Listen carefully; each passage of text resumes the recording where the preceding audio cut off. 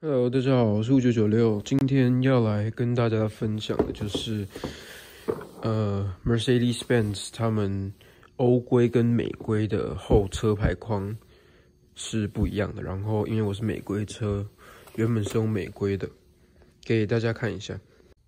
这种就是美规车的车排框。那因为我自己有外加一个车排框，所以看不太出来。但是因为台湾的大牌比较大，所以这中间会有一个空隙，所以每次开关行李箱的时候，都会有这种塑胶拍打的声音。所以很多美规车车主会把它换成跟总代理一样的欧规车排框。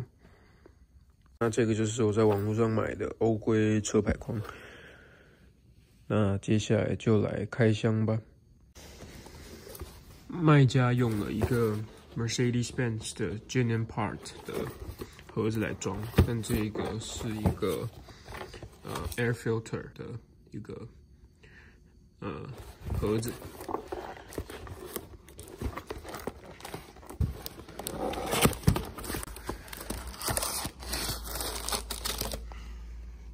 打开以后，它就是一片的车排框，然后有附一个这种铝的还是不锈钢的螺丝这样子。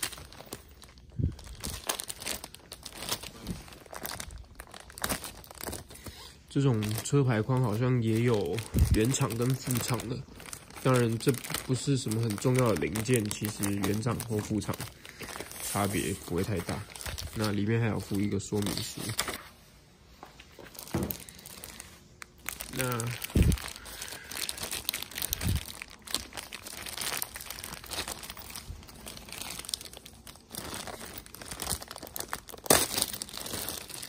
车牌框长这样，上面印有 Mercedes-Benz 的字样，然后两边这边都有孔位，这中间这两个应该是可以锁大牌用的，背面是这样，类似蜂巢的形状，然后还有一个缓冲垫，一块缓冲垫跟螺丝，那我们就来安装看看吧。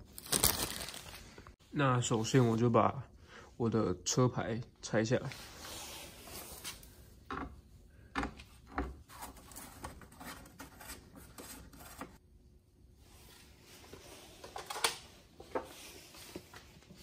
现在车牌已经拆下来，记得在拆的时候手可以稍微扶着一下，才不会让车牌掉下来，会伤到烤漆。可以看到原本美规的这边底下是没有那个沟槽的，然后这一种就有一个沟槽，那基本上其他都是大同小异。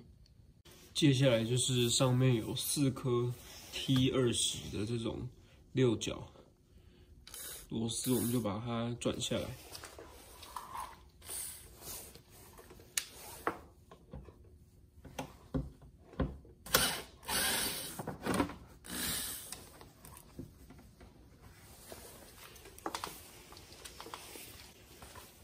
转下来以后就可以看到车子的钣金。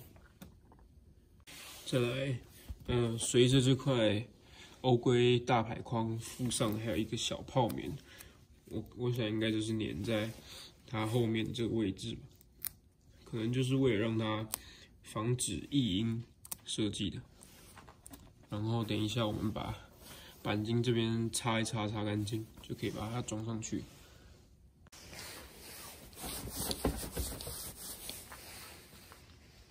那现在我们就装上欧规车牌框，对准之后，4个螺丝都先稍微卡进位置，但不要拧到最紧。另外，它附的螺丝就是十字，不是星形，所以我打算这个螺丝还是沿用原车的。